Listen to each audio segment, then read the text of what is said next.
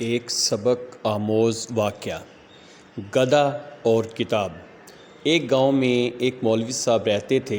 مولوی صاحب کا کوئی دوسرا ذریعہ آمدن نہ تھا۔ گاؤں میں رہتے ہوئے گزارا بہت مشکل تھا۔ اسی گاؤں میں کوئی نیک دل جاگیردار بھی رہتا تھا، تو اس نے زمین کا ایک ٹکڑا مولوی صاحب کو ہدیہ کیا کہ وہ ویسے بھی سارا دن آپ فارغ ہوتے ہیں تو کھیتی باڑی کریں تاکہ گزارا اچھا ہو۔ مولوی صاحب نے گندم کاشت کر لی اور جب فصل ہری بھری ہو گئی تو بڑی خوشی ہوتی تھی دیکھ کر، اس لیے دن کا اکثر وقت وہ کھیت میں ہی بیٹھے رہتے اور فصل دیکھ دیکھ کر خوش ہوتے۔ لیکن اچانک ایک ناگہانی مصیبت نے ان کو آن گھیرا۔ گاؤں کے ایک آوارہ گدھے نے کھیت کی راہ دیکھ لی۔ گدھا روزانہ کھیت میں چرنے لگا۔ مولوی صاحب نے پہلے تو چھوٹے موٹے صدقے دیے، لیکن گدھا منع نہیں ہوا۔ پھر اس نے مختلف صورتیں پڑھ پڑھ کر پھونکنا شروع کر دیا، لیکن گدھا پھر بھی ٹس سے مس نہیں ہوا۔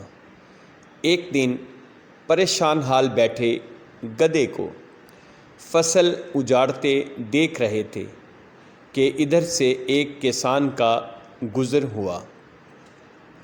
گدھے کو چرتا دیکھ کر کسان نے پوچھا، مولوی صاحب آپ عجیب آدمی ہیں، گدھا فصل تباہ کر رہا ہے اور آپ ہاتھ پر ہاتھ دھرے بیٹھے ہیں۔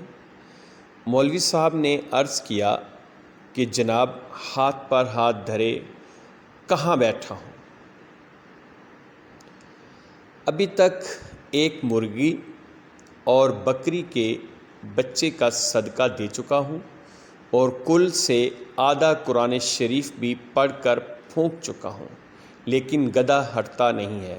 مجھے تو یہ بھی گدھا کافر لگتا ہے جس پر کوئی شے اثر نہیں کرتی۔ کسان کے ہاتھ میں ایک ڈنڈا تھا۔ وہ سیدھا گدھے کے پاس گیا اور گدھے کو 2-4 ڈنڈے کس کر مارے تو گدھا کسی ہرن کی طرح چوکڑیاں بھرتا ہوا بھاگ کھڑا ہوا۔ کسان نے کھیت سے باہر آ کر ڈنڈا مولوی صاحب کے حوالے کرتے ہوئے کہا، قبلہ مولوی صاحب، قرآن گدھوں کو بھگانے کے لیے نازل نہیں کیا گیا، گدھوں کو بھگانے کے لیے اللہ تعالیٰ نے یہ ڈنڈا بھیجا ہے۔ ہم پاکستانی بھی عجیب قوم ہیں، عجیب ہجوم ہیں۔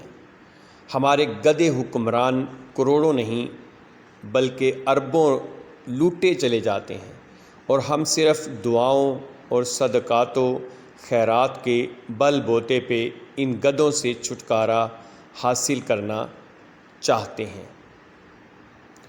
جب تک یہ ہجوم ایک قوم بن کر ان لٹیروں سے نجات کے لیے ڈنڈا استعمال نہیں کرے گی، یہ گدھے ملک و قوم کے تمام وسائل کو یوں ہی لوٹتے رہیں گے اور ہم تماشائی بنے رہیں گے۔